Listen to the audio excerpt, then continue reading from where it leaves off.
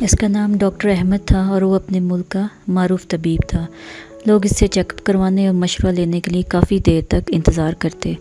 اس کی شہرت بڑھتی چلی گئی۔ اس کے ملک کے ایک بڑے شہر میں ایک انٹرنیشنل میڈیکل کانفرنس کا انعقاد ہونے جا رہا تھا، جس میں اسے بھی دعوت دی گئی۔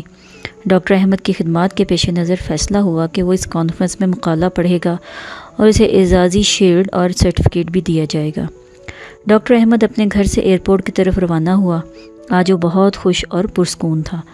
آج شام اسے خصوصی تکریم اور عزت سے نوازا جائے گا، یہ سوچ کر وہ اور زیادہ آسودہ ہو جاتا۔ ایئرپورٹ پر معمول کی چیکنگ کے فوراً ہی بعد وہ ہوائی جہاز میں سوار ہو گیا۔ اس کی فلائٹ شیڈول کے مطابق پرواز کر گئی۔ کوئی یاد پون گھنٹے کے بعد ایئر ہوسٹس کی آواز سنائی دی۔ وہ اعلان کر رہی تھی، معزز حضرات، ہم معذرت خواہ ہیں کہ طیارے میں فنی خرابی کی وجہ سے مجبور ہو کر اسے قریبی ایئرپورٹ پر اتارا جا رہا ہے۔ ہمارے پاس اس کے سوا کوئی چارہ نہیں ہے۔ فلائٹ بغیر کسی دشواری کے قریبی ایئرپورٹ پر اتر گئی۔ مسافر جہاز سے اتر کر لاؤنج میں چلے گئے۔ ڈاکٹر احمد بھی دیگر مسافروں کے ساتھ طیارے کے درست ہونے کا انتظار کرنے لگے۔ تھوڑی دیر بعد ایئرپورٹ اتھارٹی نے اعلان کیا کہ خرابی درست ہونے کا فوری امکان نہیں، مسافروں کو متبادل طیارہ آنے تک انتظار کرنا ہوگا۔ طیارہ کب آئے گا کسی کو علم نہ تھا۔ پھر کچھ دیر بعد اعلان ہوا کہ متبادل طیارہ کل ہی آ سکتا ہے۔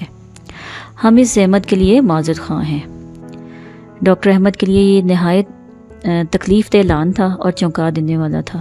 آج کی رات تو اس کی زندگی میں بہت اہم رات تھی۔ وہ کئی ہفتے سے اس کا منتظر تھا۔ اس کی تکریم ہونے والی تھی۔ وہ کرسی سے اٹھا اور ایئرپورٹ کے اعلیٰ افسر کے پاس جا پہنچا۔ اپنا تعارف کروایا اور کہا، میں انٹرنیشنل معیار کا ڈاکٹر ہوں۔ میرا ایک ایک منٹ قیمتی ہے۔ مجھے آج رات فلاں شہر میں مقالہ پڑھنا ہے۔ پوری دنیا کے مندوبین اس سیمینار میں شرکت کے لیے آئے ہوئے ہیں اور آپ لوگ ہمیں پیغام دے رہے ہیں کہ متبادل طیارہ 16 گھنٹے کے بعد آئے گا۔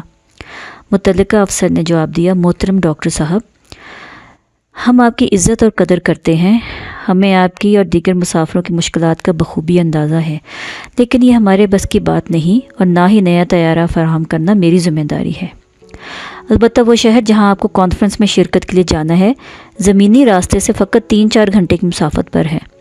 اگر آپ کو بہت جلدی ہے تو ایئرپورٹ سے کرائے پر گاڑی حاصل کریں اور خود ڈرائیو کرتے ہوئے مطلوبہ شہر پہنچ جائیں۔ ڈاکٹر احمد لمبی ڈرائیو پسند نہ کرتا تھا، مگر مجبوری تھی۔ اس کے پاس کوئی متبادل صورت بھی تو نہیں تھی۔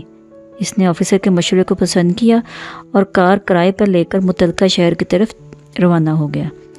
اس نے کچھ ہی فاصلہ طے کیا تھا کہ اچانک موسم خراب ہونا شروع ہو گیا۔ آنن فانن سیاہ گھنے بادلوں نے آسمان ڈھانپ لیا۔ تیز آندھی آ گئی۔ دیکھتے ہی دیکھتے زوردار بارش شروع ہو گئی۔ اندھیرا چھا گیا اور آہستہ آہستہ وہ راہ سے بھٹکنے لگا۔ اس کی گاڑی کا رخ کسی غلط سمت مڑ گیا۔ موسم کی خرابی کے باعث اسے اندازہ ہی نہ ہو سکا کہ وہ کدھر جا رہا ہے۔ 2 گھنٹے کی مسلسل ڈرائیونگ کے بعد اسے یقین ہو گیا کہ وہ راستے سے بھٹک چکا ہے۔ بھوک اور تھکاوٹ کا احساس بھی اسے ستانے لگا۔ اس کے پاس کھانے پینے کی کوئی خاص چیز بھی نہیں تھی۔ کسی محفوظ ٹھکانے کی تلاش اس کے دل و دماغ پر سوار تھی، جہاں کھانے پینے کی کوئی چیز مل سکے۔ وقت تیزی سے گزرتا چلا گیا اور رات کا اندھیرا پھیلنا شروع ہو گیا۔ وہ ایک چھوٹے سے گاؤں کے پاس سے گزرا اور غیر شعوری طور پر اپنی گاڑی ایک معمولی سے گھر کے سامنے روک دی۔ اس کا ہاتھ گھر کے دروازے پر تھا اور اسے کھٹکھٹا رہا تھا۔ اندر سے ایک بوڑھی عورت کی ناتواں سی آواز آئی جو کہہ رہی تھی، بیٹا جو بھی ہو اندر آ جاؤ، دروازہ کھلا ہے۔ ڈاکٹر احمد گھر میں داخل ہوا تو دیکھا کہ ایک بوڑھی عورت متحرک کرسی پر بیٹھی ہے۔ ڈاکٹر نے کہا، اماں جی، میرے موبائل کی بیٹری ختم ہو چکی ہے، کیا میں آپ کا موبائل استعمال کر سکتا ہوں؟ بوڑھی عورت مسکرا کر کہنے لگی، بیٹے کون سے فون کی بات کر رہے ہو؟ شاید تمہیں معلوم نہیں کہ تم کہاں ہو۔ ہمارے ہاں بجلی ہے نہ ٹیلی فون۔ یہ تو ایک چھوٹا سا گاؤں ہے جہاں شہری سہولتوں کا کوئی تصور نہیں ہے۔ میرے بیٹے، وہ سامنے میز پر چائے اور کھانا رکھا ہے۔ لگتا ہے کہ تم بھوکے اور پیاسے ہو، راستہ بھٹک گئے ہو۔ تم پہلے کھانا کھا لو، پھر بات کرتے ہیں۔ تمہارا سفر بھی خاصا طویل ہے۔ ڈاکٹر صاحب نے اس بوڑھی خاتون کا شکریہ ادا کیا اور کھانے پر ٹوٹ پڑا۔ سفر کی تھکان کے ساتھ اسے شدید بھوک بھی ستا رہی تھی۔ اچانک بوڑھی عورت کی کرسی کے ساتھ والی چارپائی پر حرکت ہوئی اور ایک معصوم نے رونا شروع کر دیا۔ بوڑھی نے اس بچے کو تھپک کر سلا دیا اور دعائیں دینا شروع کر دی۔ وہ اس بچے کی صحت اور سلامتی کے لیے لمبی لمبی عاجزانہ دعائیں کر رہی تھی۔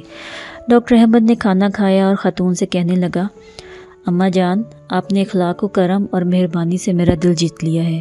آپ لمبی لمبی دعائیں مانگ رہی ہیں، مجھے امید ہے کہ اللہ تعالیٰ آپ کی دعائیں ضرور قبول کرے گا۔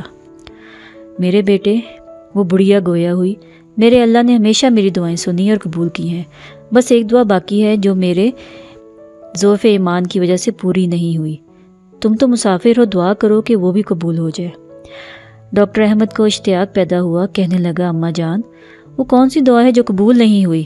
آپ مجھے اپنا کام بتائیں، میں آپ کے بیٹے کی طرح ہوں، انشاءاللہ اسے ضرور کروں گا، آپ کی خواہش کا پورا احترام کروں گا۔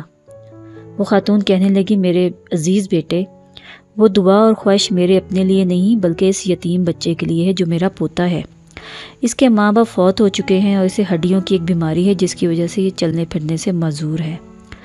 میں نے اس کے بہت علاج کروائے، بڑے بڑے ڈاکٹروں کے پاس لے کر گئی ہوں، مگر تمام اتباع اس کے علاج سے عاجز آ گئے ہیں۔ لوگوں نے مشورہ دیا ہے کہ ملک میں احمد نام کا ایک ڈاکٹر ہے جو اس مرض کے علاج کا ماہر ہے۔